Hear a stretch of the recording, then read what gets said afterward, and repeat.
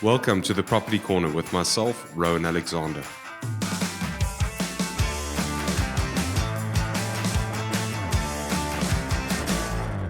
So you might have heard about refinancing and wanting to know more about that. I'm afraid there's a lot of misinformation about that in the South African property market. So stay tuned to today's episode and I'll explain refinancing in a local context. On a number of social media platforms today, I see and I constantly hear people advocating the refinancing of an existing property in a way in which it's sort of this golden thread to allowing you more capital to purchase more property. You know, there's this concept that I buy one property, my first property, under market value, and then simply reapply for a loan at the full market value and use that sort of, let's call it a equity or profit, if you want to say, to then purchase my next property at sub-market value. And, you know, that you could, there's this idea created that you could continually do that. And just buy properties sub-value and sort of re-access that equity that there may be in it. So while this may be possible, it's not as easy as it sounds, because in the South African context, loans are granted based on affordability and not just on property values. So in saying that, if you were to purchase a property today on auction for 500,000 Rand, but it's actually worth R1 million, for you to reapply for the R1 million bond or that additional 500,000, you would need to go through the normal home loan application process.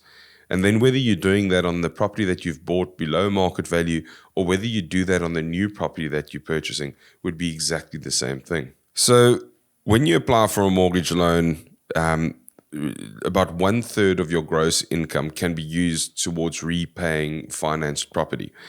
So if your income is 10,000 Rand a month, or for every 10,000 Rand that you earn, about 1/3 of that, 3,500 Rand, can be contributed towards property installments. Now, if you reverse that, you can then take the amount that you could repay monthly and you can determine how much you would be able to lend. So in an example where you're earning 100,000 Rand a month, your total debt repayments on property shouldn't exceed 35,000 Rand a month. Now, whether you buy a property at below its market value or at its existing market value, that 35,000 Rand limit would always be there.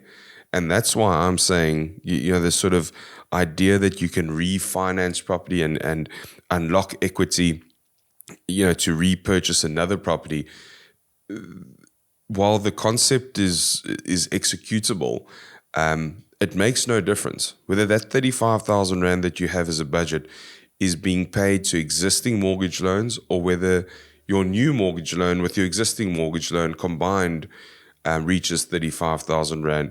That would always be the case. Your limit to purchasing would only be 35,000 Rand a month. Now, there's ways and tips that I could give you which would help you reduce that installment. So if you can get your 35,000 Rand installments down to maybe 30 or to 28 or 25, then you could potentially repurchase property based on the amount of installment that you have reduced. I hope that makes sense. The objective should be getting away from that 35% or that 35,000 Rand example, getting away from that cap to free up more money. Now, remember when you buy your first rental property, and you're trying to build a portfolio, one of the advantages will be that you'll start earning rental income from that property. So once you've earned that additional income, it will go towards your gross income. So I'm going to use an example where someone is earning 100,000 Rand a month. Now, I know this might be a value above, reference for a number of people, but I think it's an easy figure to work with for now, is 100,000 Rand. If you were to buy your first rental property and you're renting it out for 10,000 Rand a month, that income would form part of your monthly income. So your income would now have grown from 100,000 to 110,000. That in itself would allow for a greater or higher bond value to be applied for. But remember that your existing loan would also come into your expense side. So the net effect of that is very minimal. So the bottom line is that you qualify for what you qualify for. And any attempt that you have to qualify for more is it's gonna have to be supported by you showing the ability to make more repayments at that 35% threshold. So you're either gonna have to increase your income, or you're gonna have to reduce your repayments that you have on your existing properties. How do we increase our income? Well, we need to have more income operating activities. And there's one instance where ABSA will look at future rental income. So from your third rental property onwards, they will look at your future rental income, which allows you to bump up that income slightly before you actually own the property. They'll take it into consideration in the application. So that's one way. The other way is where you can actually try and reduce your monthly installments. So to get away from that 35% threshold, you could do that by reapplying or renegotiating your existing loan agreements. We've just covered a whole episode surrounding sort of distressed sales and ways in which people can reduce their monthly installments to buy some time and sell a house in a natural way rather than it going to auction. But the same would apply here, where you're trying to get away from that 35% threshold and bring that installment down. You could renegotiate your interest rates on your existing bonds, or you could apply for longer terms. So where you may have initially had a 20-year home loan on that rental property, and you've paid off 10 years, you could reset that outstanding balance to over 20 or 25 or 30 years, the longest period you could potentially get. And that may reduce your installment. I'll give you an example where you may have purchased the property for R1 million and had a 10,000 Rand a month installment, but you're now only owing 500,000. If you were to renegotiate that loan term and reset it back to 20 years, that installment would go down from 10,000 Rand to 5,000 Rand, allowing you the 5,000 Rand that you are now repaying less on your existing property, freeing that up to apply for a loan on a new property.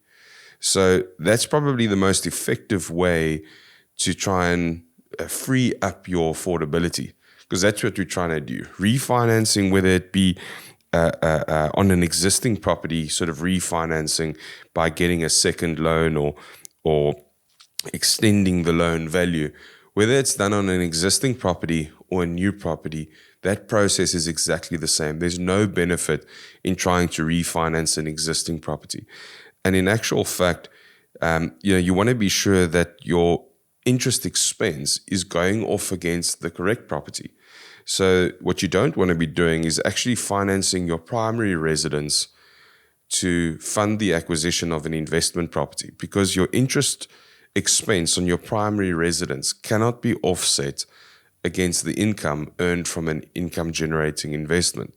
So always be sure that you apply for the finance which is going to be used to buy a property in the correct property's name.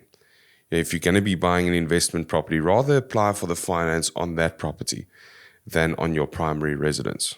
So I think this should bring some light and shed some light to why it's dangerous to fall into that trap of thinking that you could simply buy a property at submarket value, refinance that equity to buy another property at submarket value and refinance and sort of compound in that way and grow a rental property portfolio. That's not a way that works in our local property markets, and be mindful of not trying to follow that advice which isn't suitable for our property market. So I hope this episode's been useful, and if you want more property advice and tips, stay tuned and subscribe to the Property Corner with myself, Rowan Alexander.